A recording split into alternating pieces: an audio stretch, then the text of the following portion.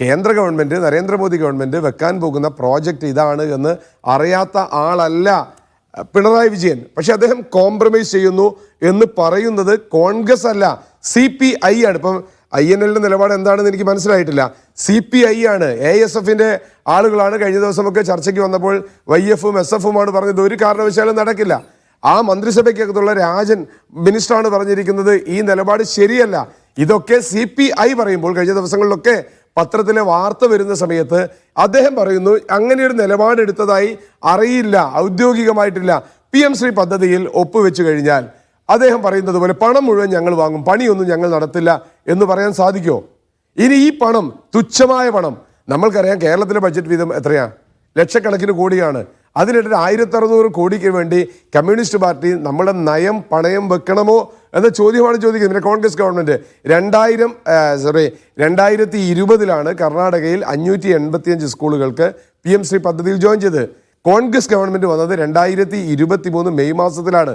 2020 തുടങ്ങി 5 വർഷത്തേക്കുള്ള പദ്ധതിയിൽ 3 വർഷവും പൂർത്തീകരിച്ചതിന് ശേഷം പിന്മാറണം എന്നുള്ളതാണ് പറയുന്നത്. അതുകൊണ്ട് ആ രീതിയിലേക്ക് ഫോക്കസ് ചെയ്യാതെ എന്താണ് ഗവൺമെൻറ്റിൻ്റെ നിലപാട്, ആ നിലപാട് ഉറപ്പിക്കുക. പിന്നെ സിൽവർ ലൈനുമായി ബന്ധപ്പെട്ട് സർക്കാരിൻ്റെ നിലപാട് ഇപ്പോൾ CPM-ന്റെ സംസ്ഥാന ജനറൽ സെക്രട്ടറി പറയുന്നത് ചെറിയ നിലപാട് മാറ്റമുണ്ട്. അത് കൃത്യമായി പറയട്ടെ. ഒരു ദിവസം വാക്കാൽ പറഞ്ഞ് മാറ്റാൻ കഴിയുന്നതല്ലോ. ഇപ്പോൾ സിൽവർ ലൈനുമായി ബന്ധപ്പെട്ട് നമ്മൾ വർഷങ്ങൾ നീണ്ട ചർച്ച നടത്തിയതാണ്. അതിൻ്റെ ബദലിനെ പറ്റിയാണ് ഏറ്റവും കൂടുതൽ ചർച്ച. ഞാൻ അതിലേക്കൊന്നും കടന്നു പോകുന്നില്ല. പക്ഷെ കേരളത്തിനകത്ത് കേന്ദ്രം എന്താണോ പറയുന്നത് അത് ചെയ്യാൻ ഞങ്ങൾ തയ്യാറാണ് എന്ന് ഓരോ ഘട്ടത്തിലും ഈ കമ്മ്യൂണിസ്റ്റ് മന്ത്രിസഭ പറയുന്നുണ്ട് എങ്കിൽ, അത് കഴിഞ്ഞ മന്ത്രിസഭ മുതൽ ഇങ്ങോട്ട് പറയുന്നുണ്ട് എങ്കിൽ അതിൽ വെസ്റ്റഡ് ഇൻട്രസ്റ്റ് ആണുള്ളത്.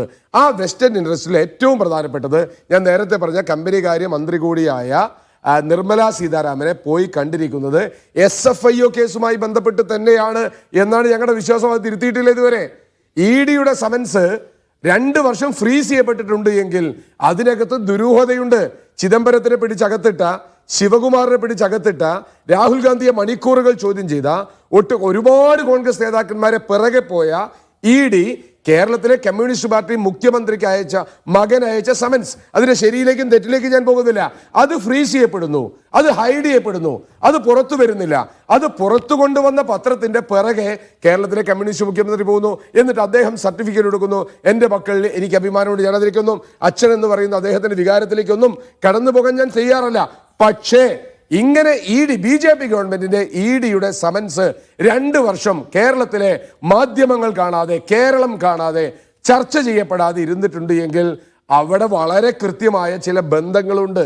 ആ ബന്ധമാണ് നമുക്ക് പുറത്തേക്ക് വരേണ്ടത്. അതുകൊണ്ടാണ് കഴിഞ്ഞ തവണ പ്രധാനമന്ത്രി വന്നപ്പോൾ ബുധനാഴ്ചത്തെ മന്ത്രിസഭാ യോഗം നവകേരള സദസ്സ് നടക്കുന്ന ഇടത്ത് നടത്തിയ മന്ത്രിസഭാ യോഗം കൂടി മാറ്റിവെച്ചുകൊണ്ട് പിണറായി വിജയൻ നരേന്ദ്രമോദിയെ യാത്ര അയക്കാനും യാത്ര ഇങ്ങോട്ട് വരുമ്പോൾ സ്വീകരിക്കാനും പോയിട്ടുള്ളത്.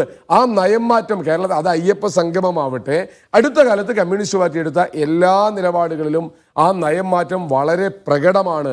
ആ പ്രകടമായത് ഞാൻ പറയുന്നതിൽ പ്രയാസം തോന്നരുത്. നേരത്തെയുള്ള കമ്മ്യൂണിസ്റ്റ് പാർട്ടിയുടെ നിലപാടുകൾക്ക് കാതോർത്ത ജനത ഇന്ത്യ രാജ്യത്തുടനീളം ഉണ്ടായിരുന്നു.